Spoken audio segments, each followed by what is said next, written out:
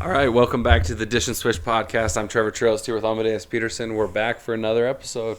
Made it back. Just keep them coming. We're going to keep them coming. We got a lot to talk about this week. There's quite an exciting week for NBA. It's been an exciting week in the NBA, so we'll try and catch you up and give you all the latest news.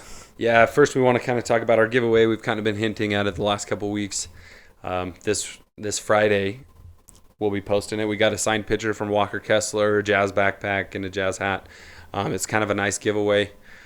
Just follow us on Instagram. It'll be posted on Friday. So everyone tune in this Friday. And, yeah, we're going to have some good gear. Yeah, so get ready for a chance to win. And I guess for this week, we have some big things laid out, big things in store. We're going to talk a little bit about the Damian Lillard trade. Yeah. Which will be, I mean, it's a big segment. There's lots to talk about. There's lots to unpack there, which is kind of an exciting it made our job easier to give us something to talk about instead of us just running our mouths, I guess. Yeah. But no, it's everyone who follows sports or basketball saw it. I mean, It was the number one news story. Yeah. We had kind of been waiting for it to happen since he requested a trade. I don't think we saw Milwaukee as the suitor. He had demanded Miami. Yeah. So I think that it was quite an interesting trade. I think there's a lot of parts, like you said, to break down. So let's dive right in.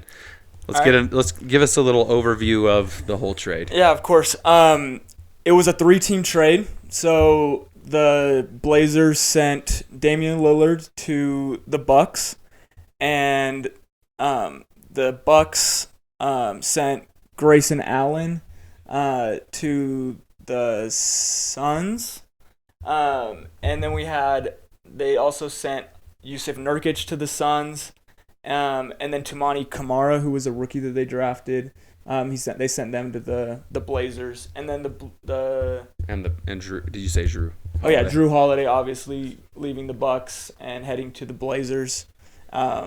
So yeah, I guess maybe let's break it down by team. So incoming to the Bucks, obviously Damian Lillard.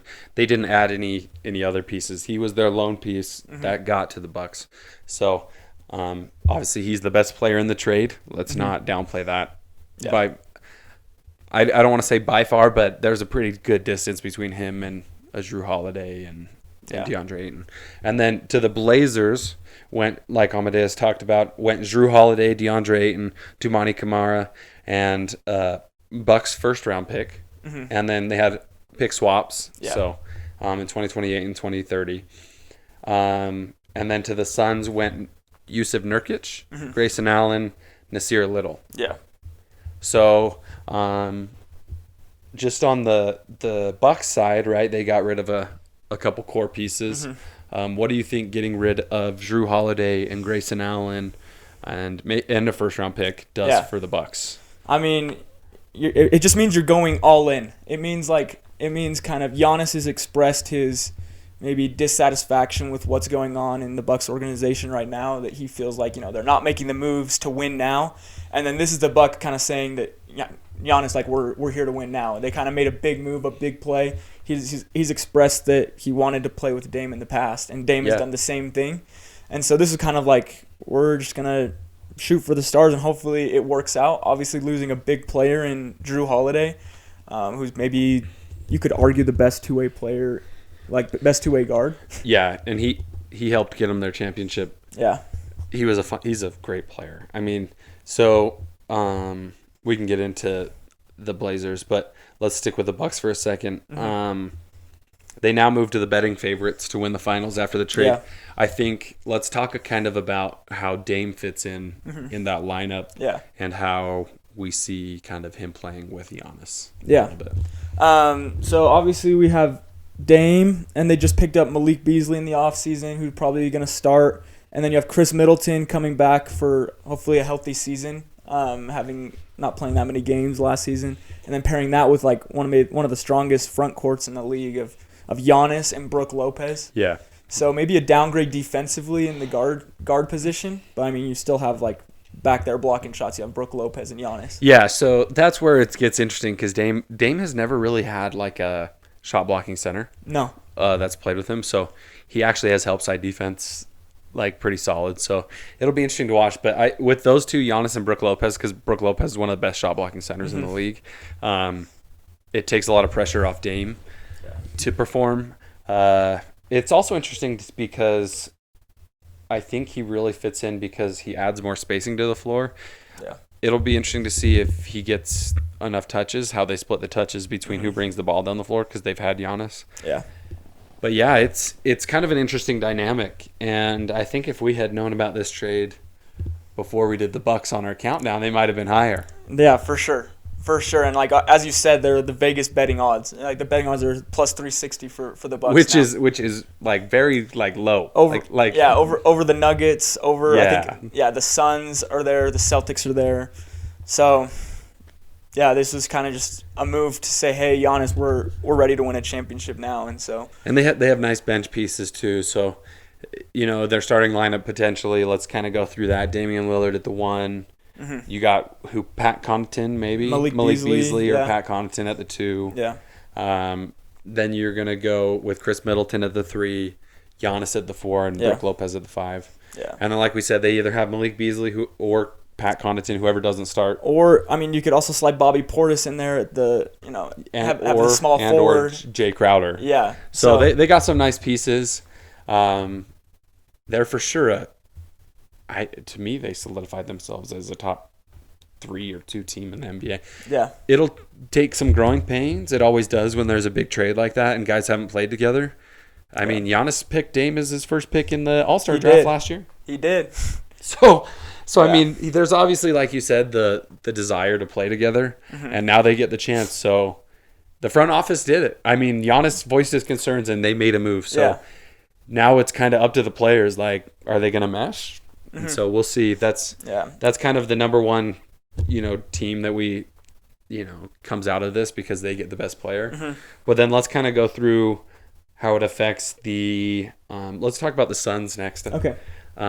Because they have, I think they're probably one of the top contenders too. Yeah. And I think they got better as well. Yeah, for sure. And I mean, they had DeAndre Ayton and Monty Williams had struggles in the past. Obviously, Monty Williams was fired, let go. But still, it kind of just seemed like DeAndre Ayton wasn't really fitting with this Suns organization, and so to be able to go away from DeAndre Ayton and maybe downgrade a little bit at center with Yusuf Nurkic, who's still a good 5, but still be able to pick up a starting piece and kind of get rid of that in Phoenix, I think is a good thing for them. Yeah, so let's obviously, like you said, let's not downgrade. DeAndre Ayton's a good player. He is. I'm actually a fan of DeAndre Ayton. I think he has a lot of potential.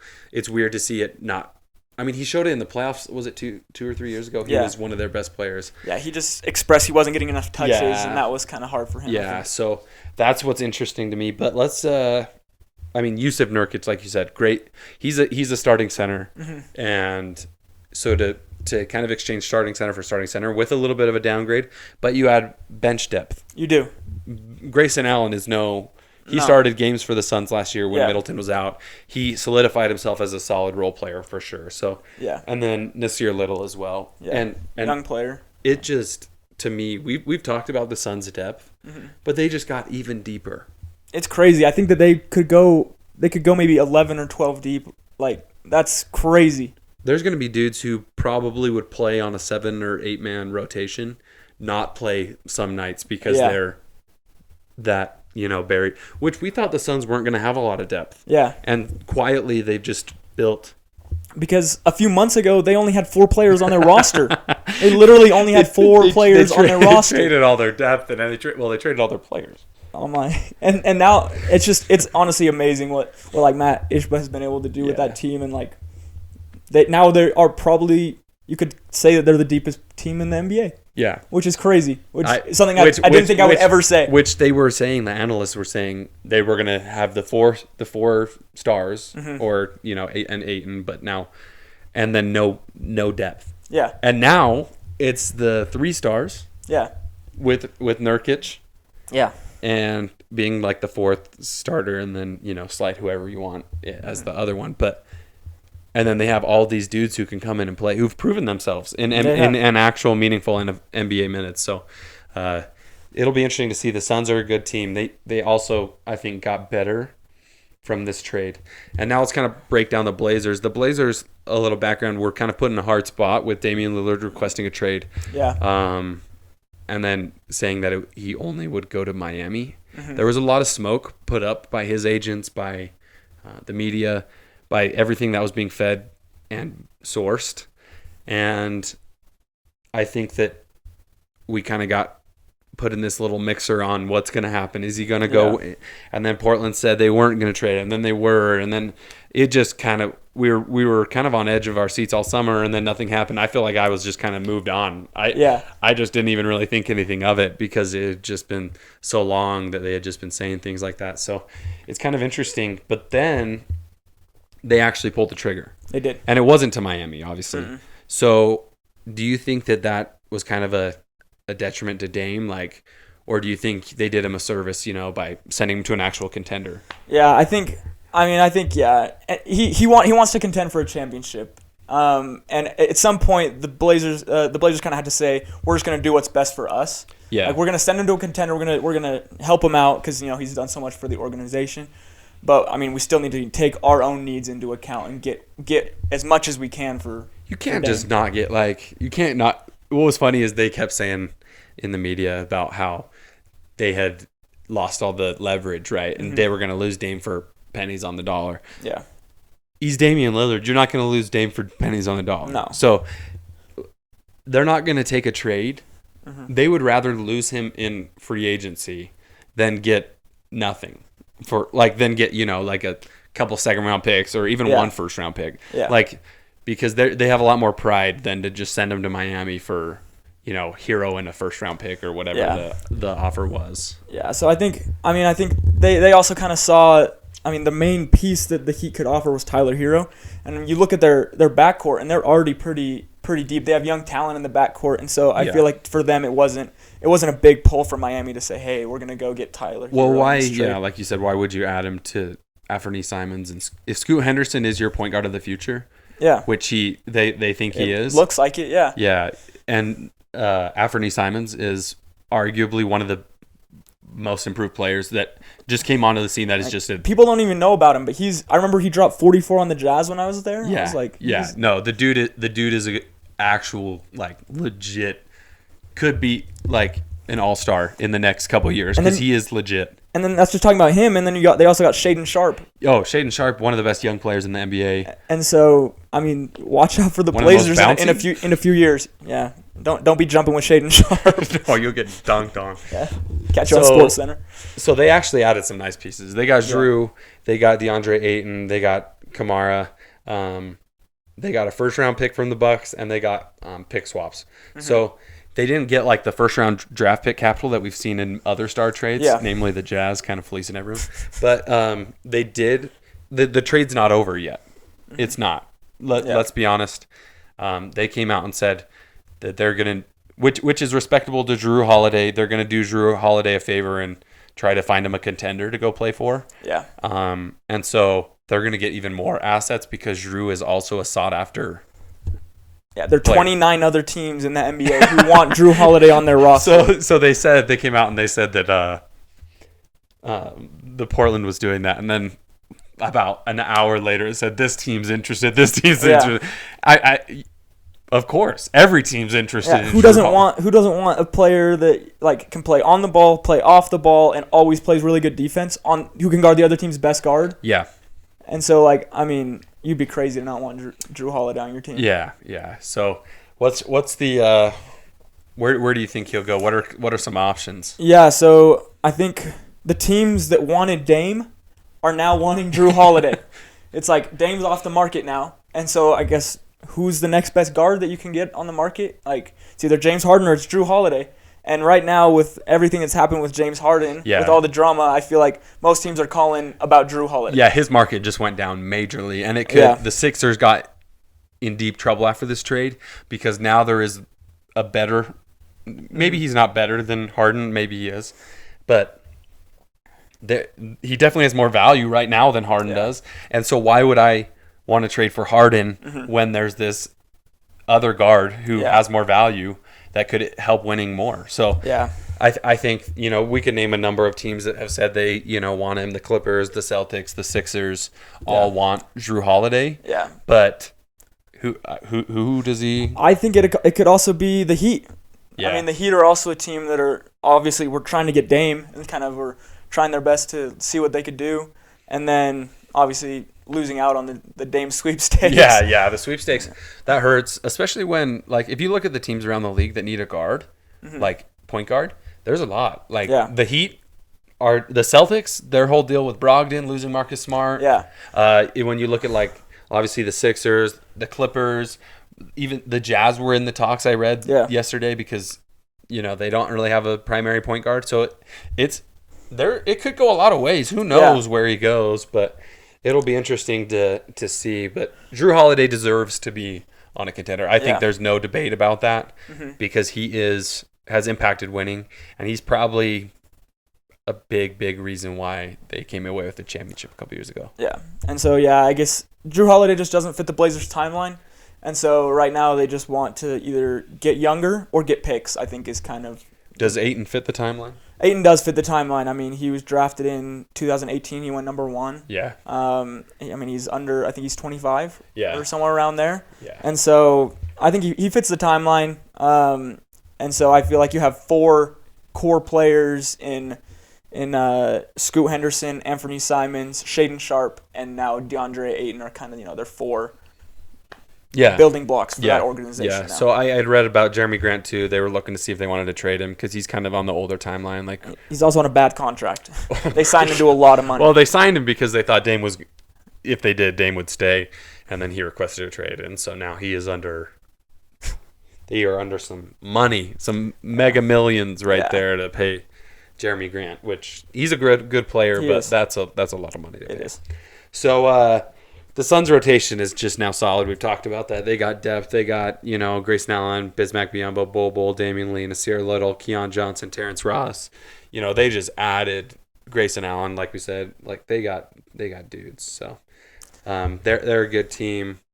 Portland's a good team. So let's grade. I want let's do your grades for each team, and then I'll do my grades for each team. Yeah, I think for the Bucks, I'd give them an A-.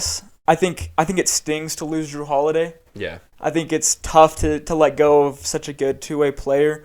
But you got Damian Lillard, and hopefully that means you locked in Giannis for an extension if things go well. And so I think A- just because, you're losing such a key piece, but it's still a great trade.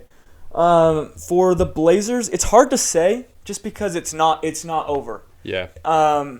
But right now, I'd probably give the Blazers a B or a B+, just because, I mean, they knew, I think, or the organization kind of realized, Dame just isn't going to come back. Like, if it's, like even if we can't figure something out, it's written on the wall. We just have to move on at this point.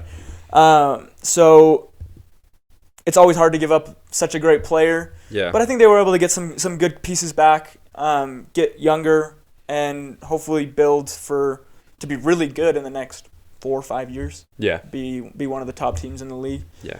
And then if you're the Suns, I'd probably give the Suns a B+ as well, just because the Suns were able to get rid of their starting center that they've had issues with them in the past, get a new starting center, and add a little bit more depth to the bench. So I like it. I think this is close to a win-win-win as you can get for a 3-team trade. Agree. Yeah.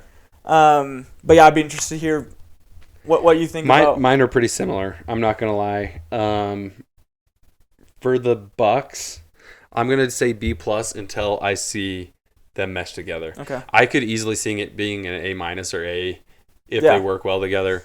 I just get so skeptical of any star trade until they play together. Mm-hmm. But I it's a B+ or an A-. It's a good trade.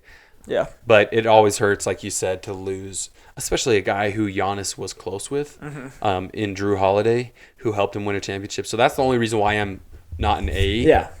And then when you look at the Trailblazers, like the same for you, it's hard for me to grade it because it's not done. Yeah. I could easily see it being an A or A- if they get more young players or picks for Drew Holiday. Right now, I'll put it at a B just because I don't think they are done. I don't think that the trade grade is over. Yeah. I think that they're going to still recoup more picks or young players, and that'll move them up to an A- or A because. Yeah.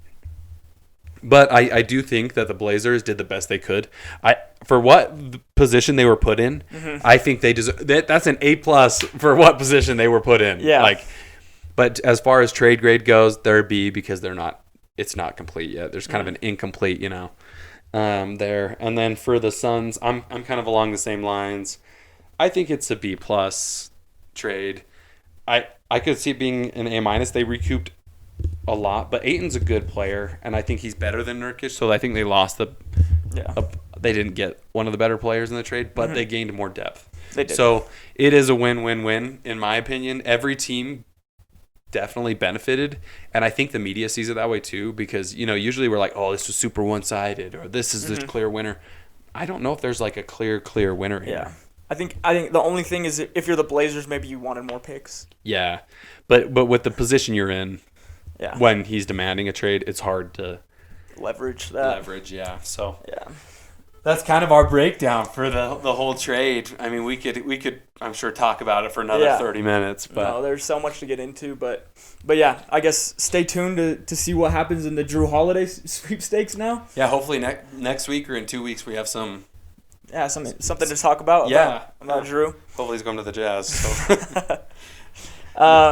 But I guess that leads us to our next segment. We're still counting down the weeks till the NBA season.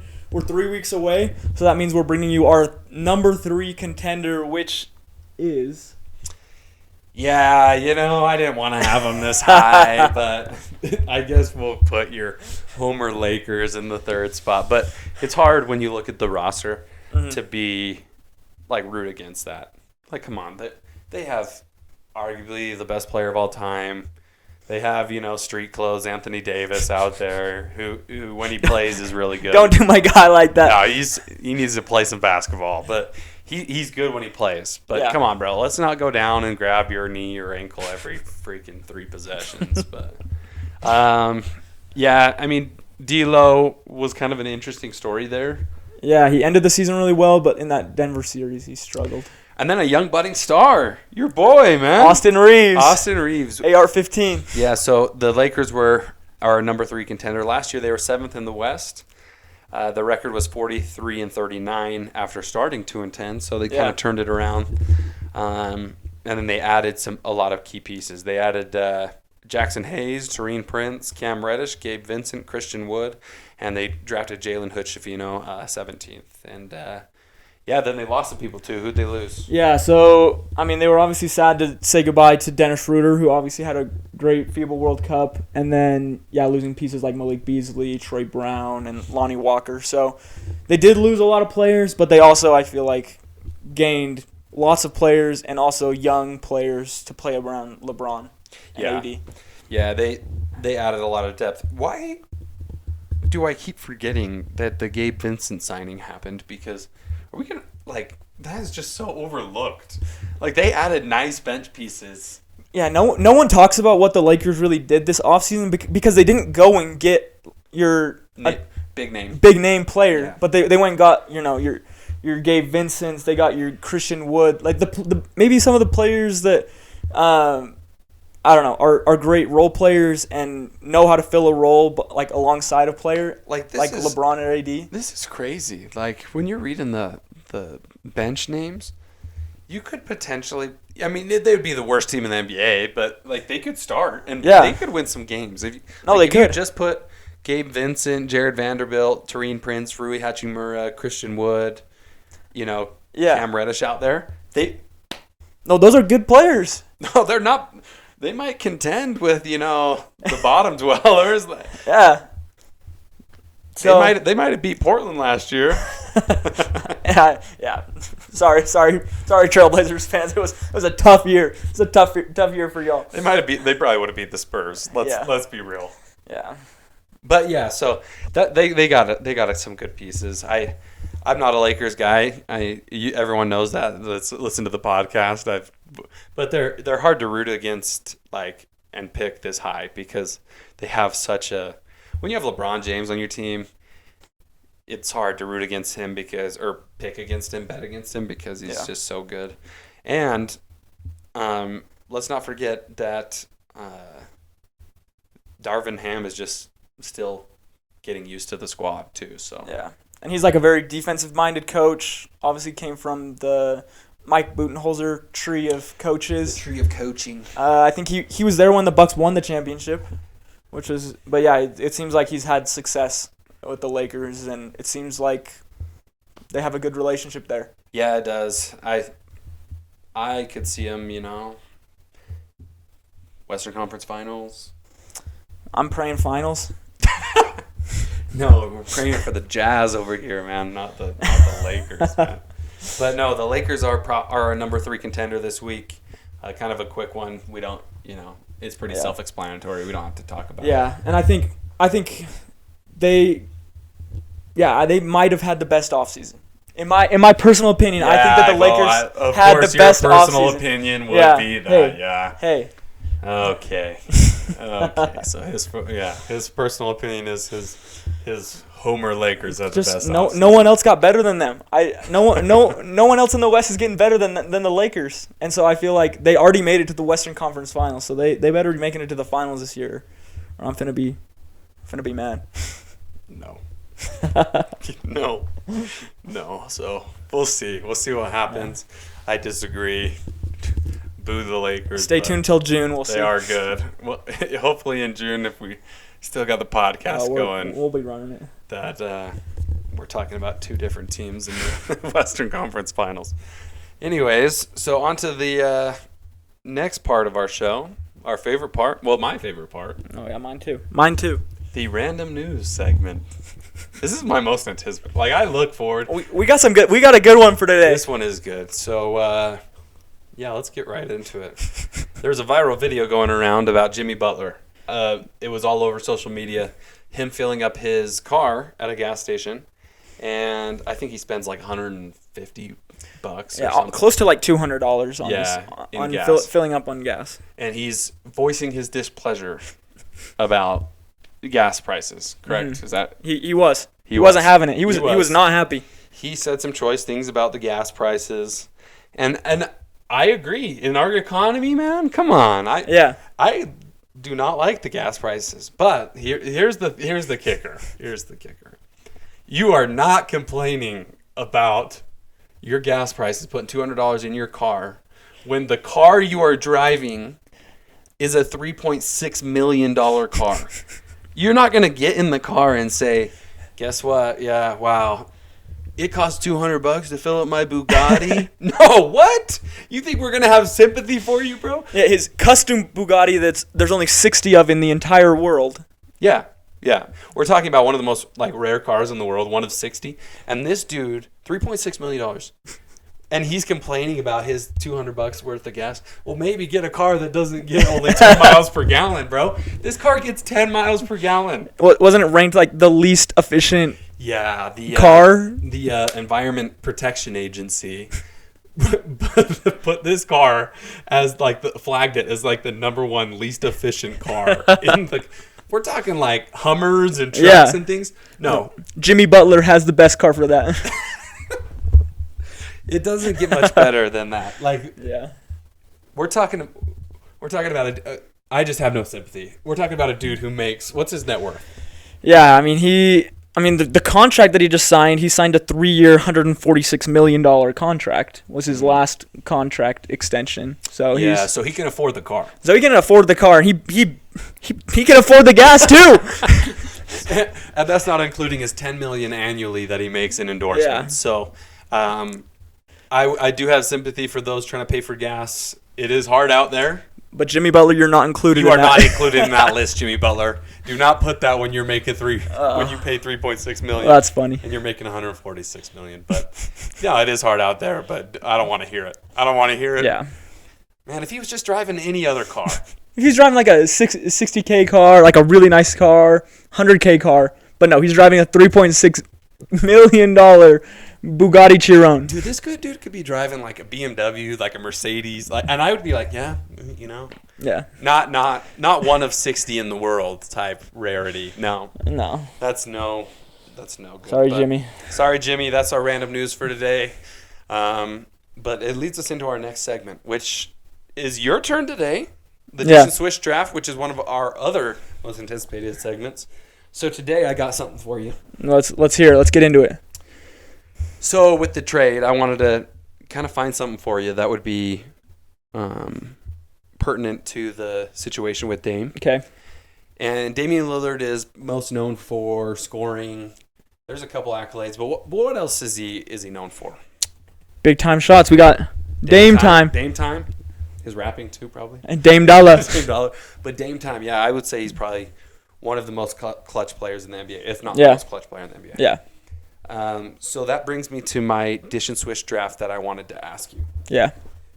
Who are your top 5 clutch players of this modern generation? Now there are names like Michael Jordan and Larry Bird and names in the past, but me and you did not have the pleasure of watching these guys play. So since in the 2000s to now, who are your top 5 clutch players? That's tough. There are a few. We'll give an honorable mention. We'll throw Joe Johnson in there. Okay. Because ISO Joe, he's a good player, but come that fourth quarter, come crunch time, he didn't miss. Man was nice. So we'll throw Joe Johnson in at my honorable mention. But at 5, I'd probably put Kyrie Irving in my 5 just because, he has the skills to do it. He's not afraid of the big moment, and he probably has one of the best, if not the best game winner of all time. Yeah. So we'll go with Kyrie Irving at the 5. At the 4, that's tough. We'll go Kevin Durant. Okay. At my 3, let's look at my list. At my 3, we'll go LeBron. Okay. I thought he might be higher on your list. I'm a big LeBron guy. But if we're talking about shot making in the last couple of minutes, he's making the right decision in the clutch. Right, but I'm talking about shot makers in the clutch. Yeah, fair. But he makes his fair share of clutch shots. I got you. And then we'll go Dame at the 2. Okay. And we'll leave Kobe Bryant at the 1. Okay, fair. Just because, man, wasn't afraid where you were going with wasn't that. afraid of the moment. You can't go wrong with the Mamba. That's a good list. I think ISO Joe's number 1 all time. Honestly, Bro, you can make an argument. There's an argument there. He was playing for the Jazz and he hit those buzzer beaters in the playoffs. Yeah. Dude was a bucket until he stopped playing. But yeah. No, that's a solid list. I could get behind most of that. Kyrie.